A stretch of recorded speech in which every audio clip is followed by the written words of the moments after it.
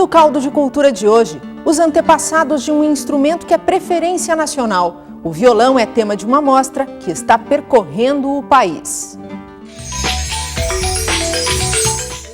No estúdio, uma entrevista com Cristina Lemos sobre o programa infantil de rádio Musicando. Uma explosão de cores e texturas nas fotografias de Daniel Sorrentino. E o crítico de cinema Marden Machado comenta as estreias da semana na tela grande. O nacional Muito Gelo e Dois Dedos d'Água e a animação O Bicho Vai Pegar.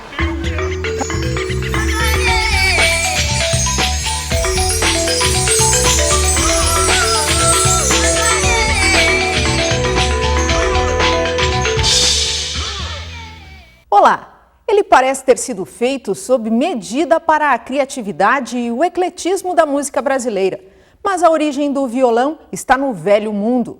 Uma mostra itinerante percorre o Brasil, revelando a trajetória do instrumento através da história.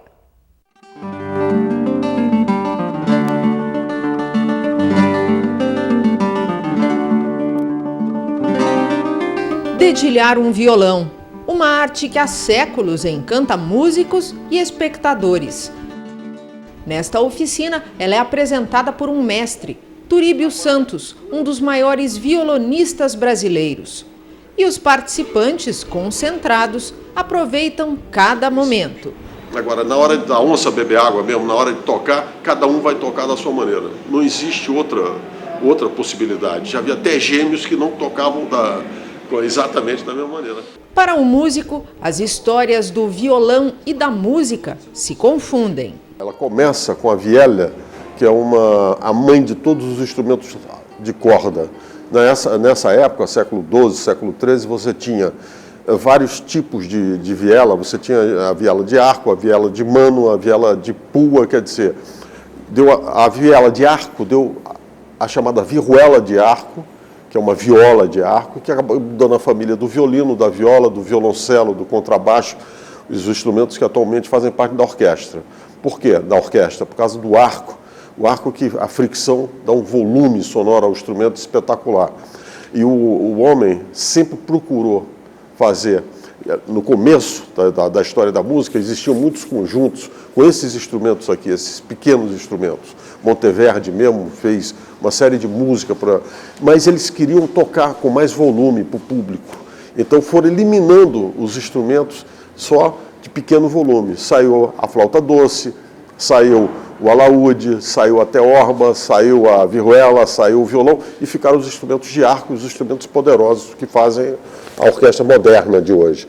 As origens do instrumento são desvendadas numa mostra que vem percorrendo o país. É a exposição A História do Violão, que faz parte do projeto Sonora Brasil, promovido pelo SESC. É uma coisa interessantíssima, é inédito, né? uma visão inédita da história do violão, mostrando realmente os instrumentos envolvidos com a história desse instrumento. Né? Então tem instrumentos, desde a guitérnica, que são instrumentos geminais, que nem existem mais, na verdade foram feitos por iconografias, né? Por figuras, até o violão moderno, que foi feito por Torres. Né? Então todo esse processo, a família das guitarras, a família dos alaúdes, todo esse processo é mostrado com os instrumentos reais mesmo aqui na exposição. E o violão seguiu o caminhozinho dele da seguinte maneira: entre 1530 e 1580, nesses 50 anos, os dois instrumentos apareceram na Espanha e na Europa em geral. E a vihuela, que é esse violãozinho aqui pequeno, e a própria guitarra, que só tinha 5 cordas, 4 cordas e depois 5 cordas. O que aconteceu em 1580? A guitarra ganhou a briga e a vihuela desapareceu da vida musical europeia.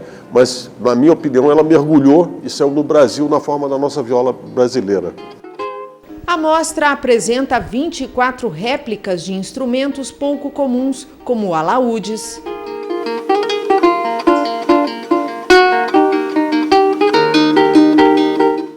vihuelas,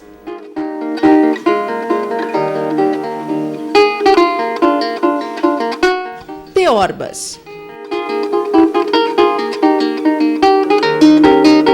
Os originais datam da Idade Média ao século XIX e estão em acervos particulares e de museus, principalmente da Europa.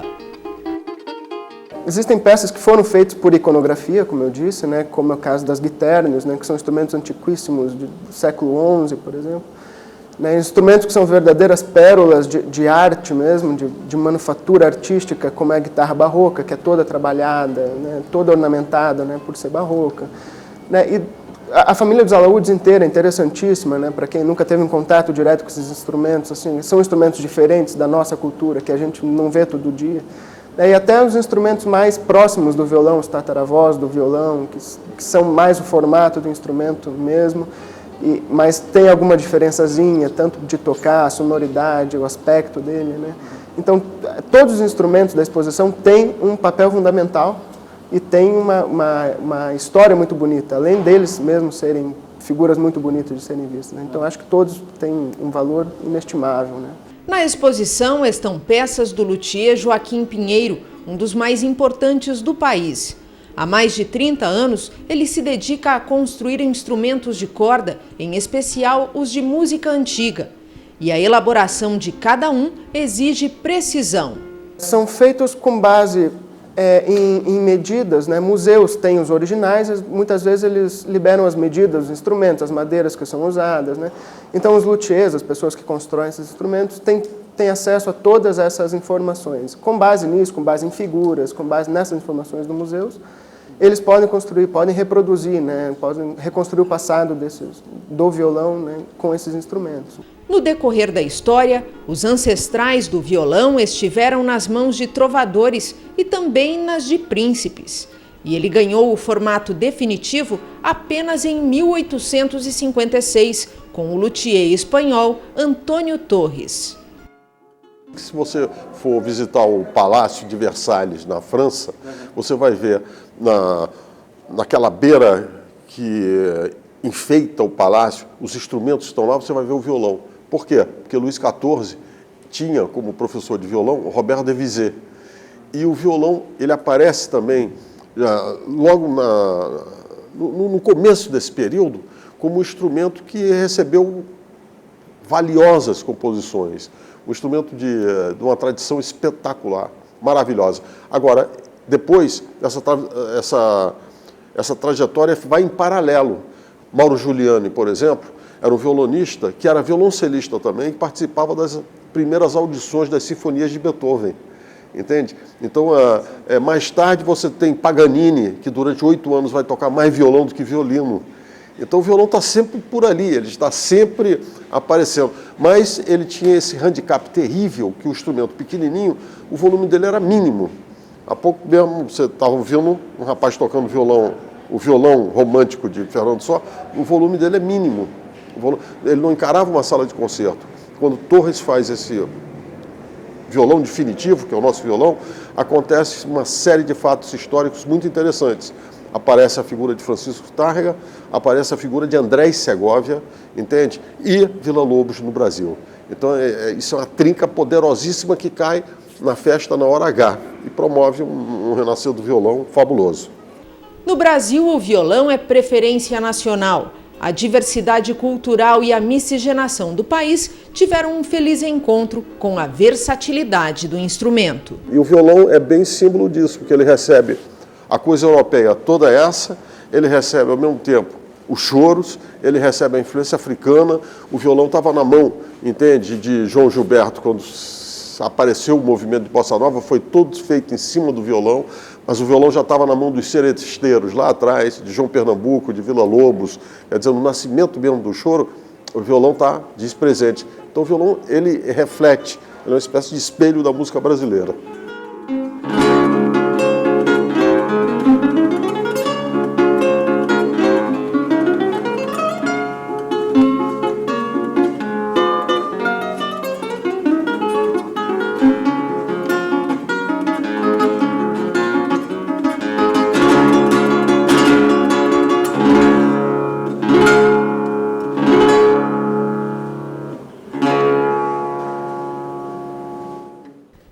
As Às vésperas do Dia das Crianças, um projeto voltado à garotada retorna às ondas do rádio. É o Musicando, programa infantil que estreia no dia 7 de outubro na Rádio Paraná AM 1060, à 1h30 da tarde.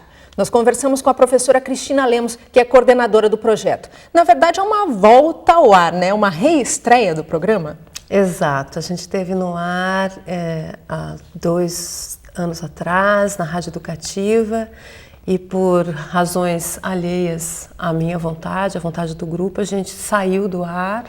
Mas continuamos com o projeto, levamos ele adiante e está aí voltando agora. E como é que ele surgiu, né? Qual foi o embrião desse projeto? Ele surgiu nos meios acadêmicos? Exato. Então, eu sou professora de rádio, na época era professora da Federal e da PUC, e eu, na verdade, recebi uma proposta do José de Mello, então diretor da Rádio Educativa, para a criação de um programa de música voltado ao público infantil, que não existia nenhum aqui na cidade na época.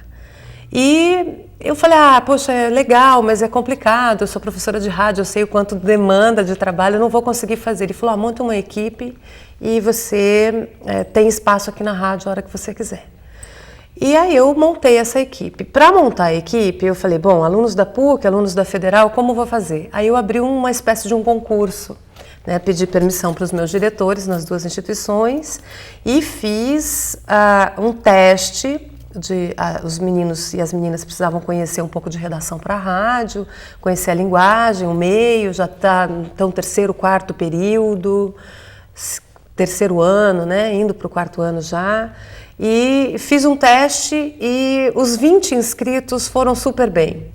E aí montei uma equipe maravilhosa, né? Eu tive uma produtora muito competente, a Luciana Romagnoli, uma assessora de imprensa, a Cláudia Prati, a Vanessa, a Pamela, a Carol Lopes, alunos da Federal e da PUC se integrando nesse projeto. E a gente continuou produzindo enquanto ele existiu na Rádio Educativa. Os meninos trabalhavam assim semana a semana. Produção para rádio é trabalho duro mesmo, é quase como para TV, assim, é complicado, porque você tem que fazer a pesquisa de pauta, tudo, então, e eles foram bem sucedidos, assim, na tarefa. Então eu fiz um teste, a princípio eliminatório, e não consegui eliminar ninguém. Foi muito legal. E para essa volta do programa ao ar, agora em nova rádio, como é que foi a produção? Bom, quando ele saiu do ar, a gente ficou bastante desanimado, porque nós acreditávamos na proposta, né? E eu, como educadora musical também, tinha a certeza de que o público infantil estava carente de um programa de música, não só de músicas infantis, mas era um programa que existia uma demanda, mas não existia o produto. E a gente ficou bem decepcionado porque... enfim, era um sonho que estava correndo ladeira abaixo, né? Então, eu falei, não, isso não vai ficar desse jeito, vamos botar na lei de incentivo à cultura, vamos correr atrás de patrocínio, vamos ver como é que a gente consegue fazer essa coisa andar. Esfriou um pouquinho, eu fiz o projeto para a lei com a Gramofone Áudio, que é a produtora do programa também. E o projeto a gente escreveu em setembro, finalzinho de setembro, assim, fechando a porta da lei. Em novembro, final de novembro, ele estava aprovado.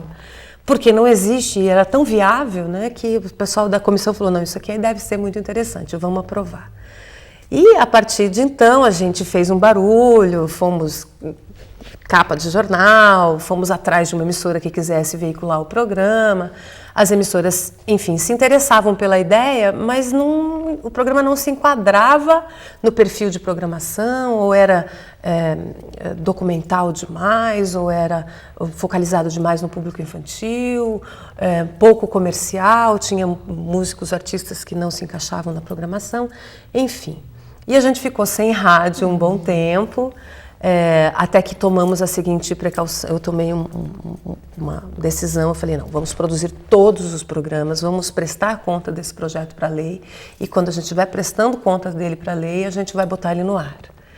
E aí conseguimos, né? Fizemos 52 programas, bem bonitos, a gente fala de vários assuntos, estão prontinhos, já estão em 2 mídias DVD.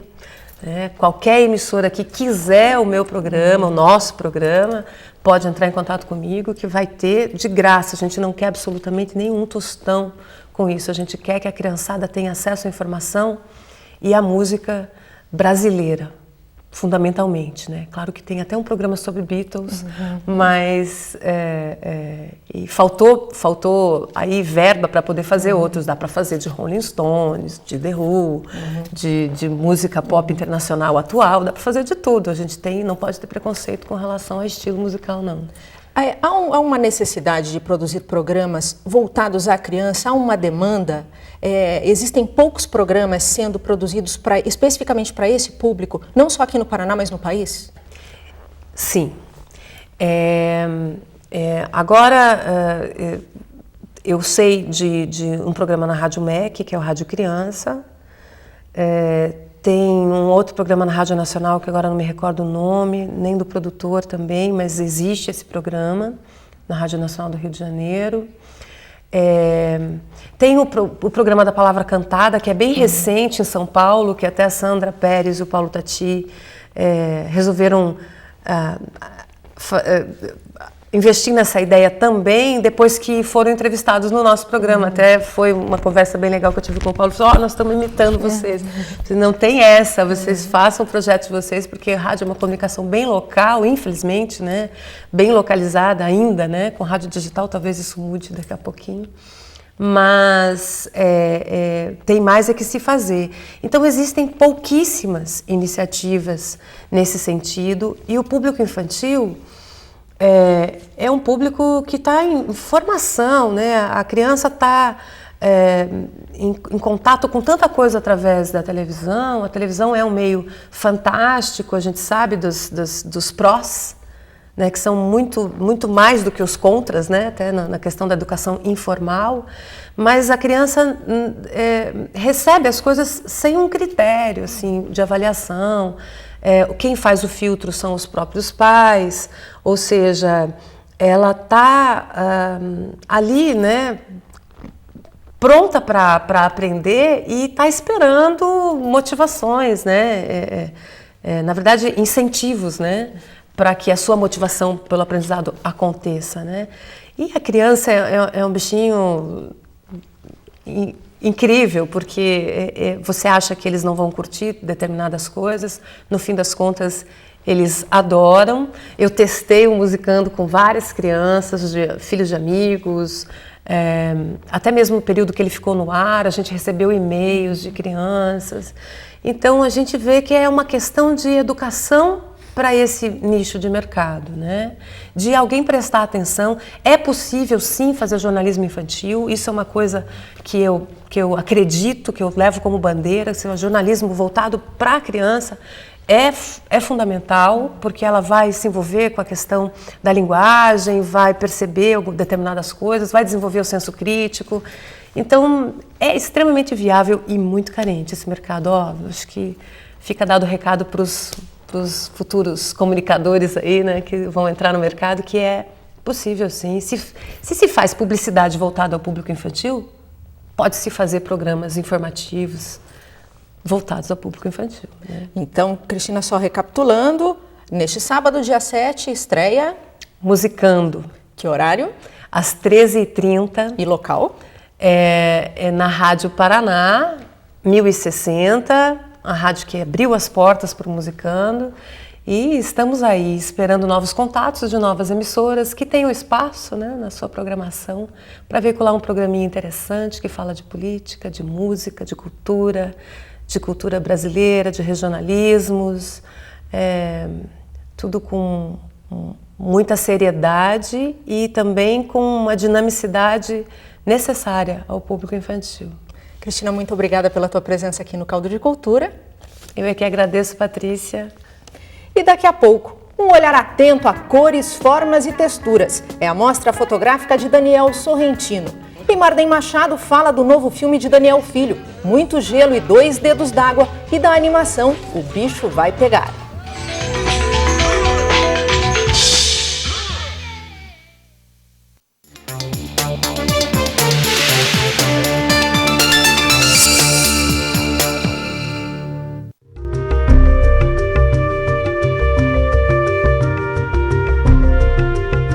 bonito muitas vezes sai caro. De cada 10 animais capturados na natureza, 9 morrem antes que um chegue à sua casa. Pense nisso antes de comprar um animal silvestre. Você pode denunciar pelo telefone 0800 61 8080. A ligação é gratuita e sua identificação é mantida em sigilo.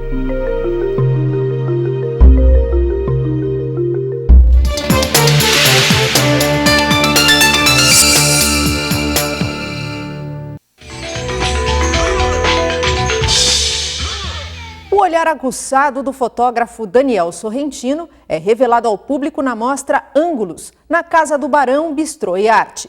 Esta é a primeira individual do fotógrafo, reconhecido pelo trabalho em fotojornalismo. Acostumado à cobertura de eventos ligados à arte, à cultura e à moda, Daniel Sorrentino resolveu ir além, realizar um trabalho autoral. Projeto colocado em prática nos intervalos da atuação comercial. Detalhes que fugiam ao olhar comum, mas que através das lentes do fotógrafo ganharam força e deram origem à mostra individual Ângulos.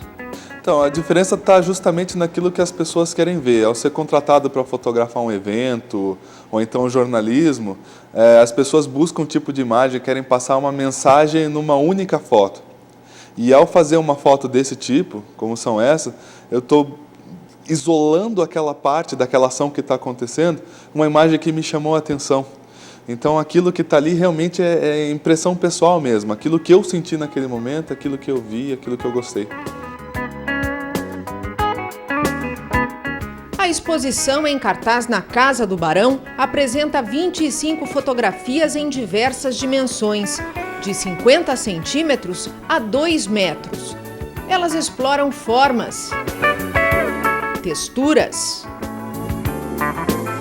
cores, geometria e movimento. Daniel Sorrentino começou a fotografar em 2003. Ele passou 15 anos trabalhando com administração e marketing, mas encontrou na fotografia a realização profissional. Hoje é professor de foto digital e publicitária no Senac, local onde ensaiou os primeiros cliques. E fazendo o curso no Senac, curso básico para começar a fotografar direito, né? Já fui mostrando o meu trabalho durante o próprio curso para outras pessoas, que foram já me chamando para encomendando fotos publicitárias. E a coisa foi indo assim, foi indo. Até hoje eu nunca fiz propaganda no meu trabalho e hoje estou aí, né? Já com o trabalho no Cristal Fashion, Curitiba Fashion Art, Festival de Teatro de Curitiba, o programa Paranização do Teatro Guaíra, alguns trabalhos na Gazeta do Povo, na revista Vogue, na Vogue Noivas agora, inclusive estou indo fazer hoje mesmo ainda estou indo fazer umas fotos. Enfim, a coisa está evoluindo bastante rapidamente, assim. Mas foi graças justamente a essa visão. E hoje também, depois de 3 anos e alguma coisinha, eu sou professor no Senac, o mesmo curso que eu aprendi lá, hoje eu estou dando aula. Daniel integra o Fashion Photographer Circle, entidade que reúne 22 fotógrafos de 18 países. E eles participam de um projeto que vai ser lançado no próximo dia 11. A proposta do Project One é fotografar um vestido. A peça vai viajar pelos países dos integrantes do grupo e será clicada pelos profissionais. O resultado estará numa exposição que vai percorrer os locais onde o trabalho foi realizado. E para quem está começando a fotografar, Daniel Sorrentino avisa: o segredo de uma boa foto não está necessariamente no equipamento. A boa imagem se consegue com a luz. Uma bela luz, um belo olhar e um belo ângulo. Então, seja na câmera de filme ou seja equipamento digital hoje, que é vendido às pencas por aí, você consegue fazer boas imagens. Basta você ter um olhar carinhoso, você olhar com bastante critério antes de fazer o clique.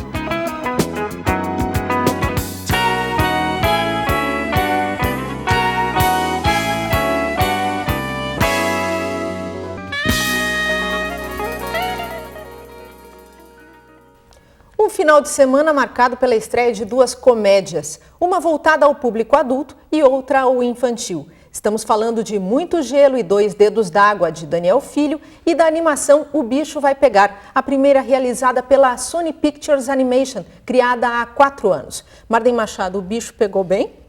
Ele estreou semana retrasada nos Estados Unidos e teve uma boa bilheteria.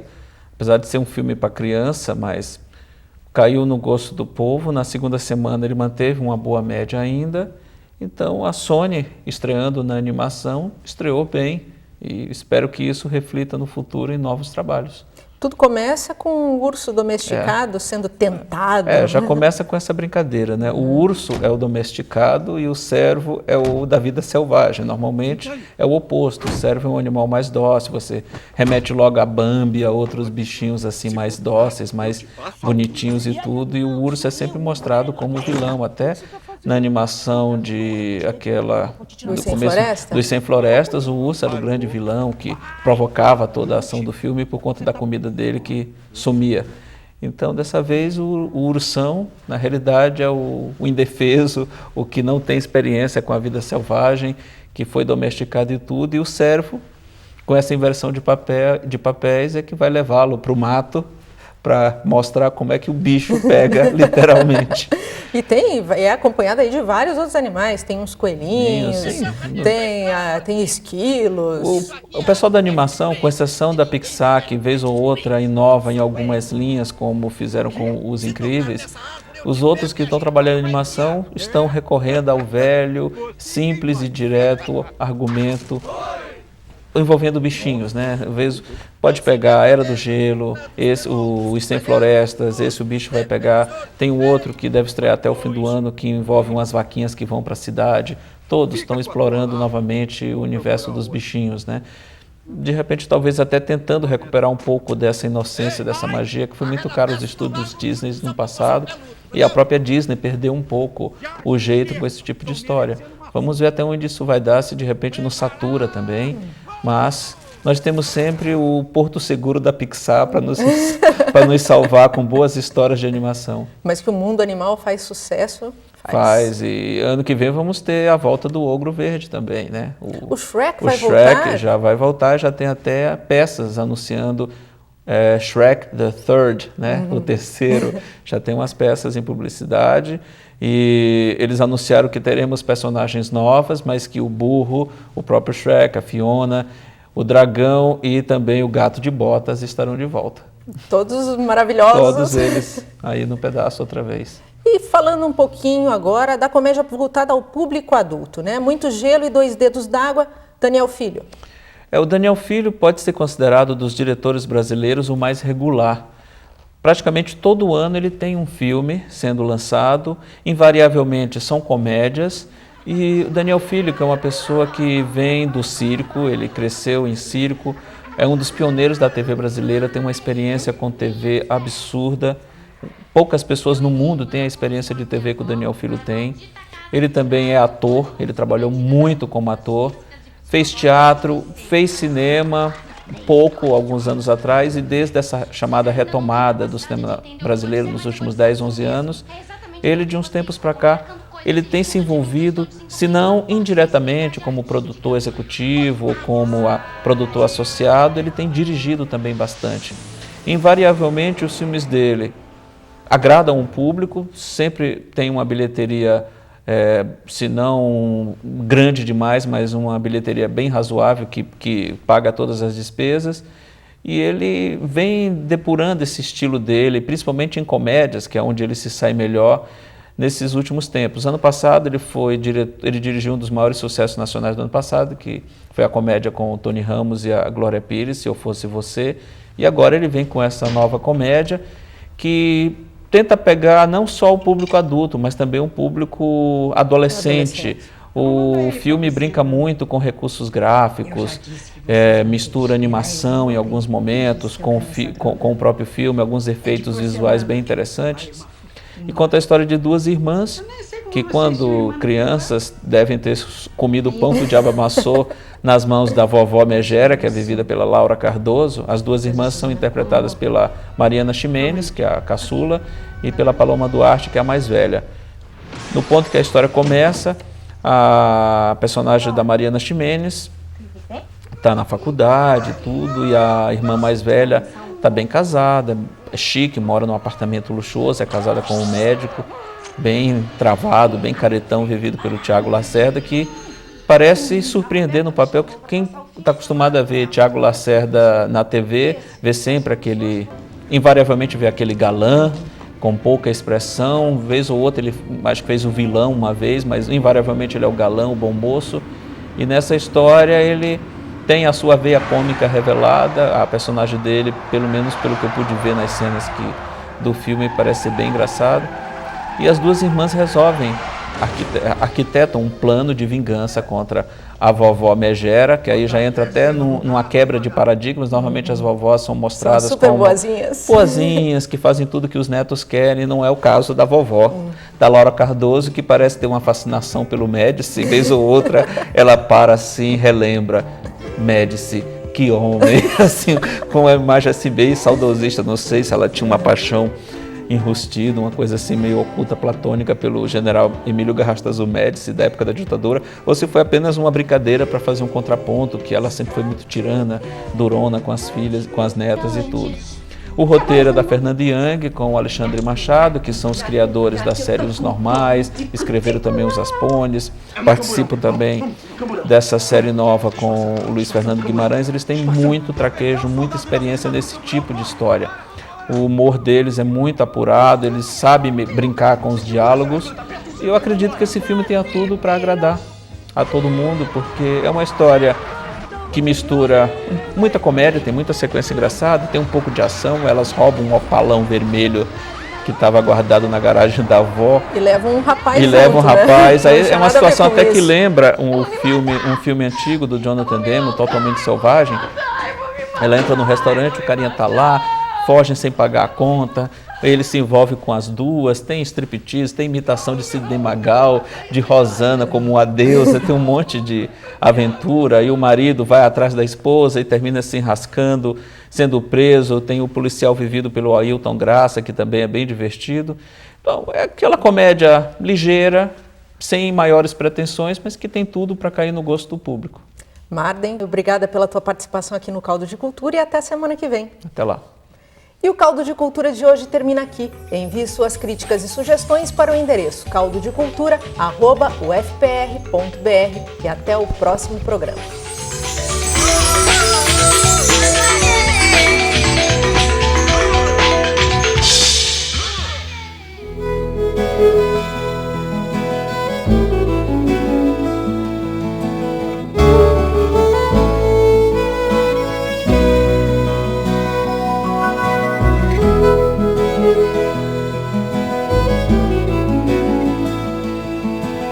Música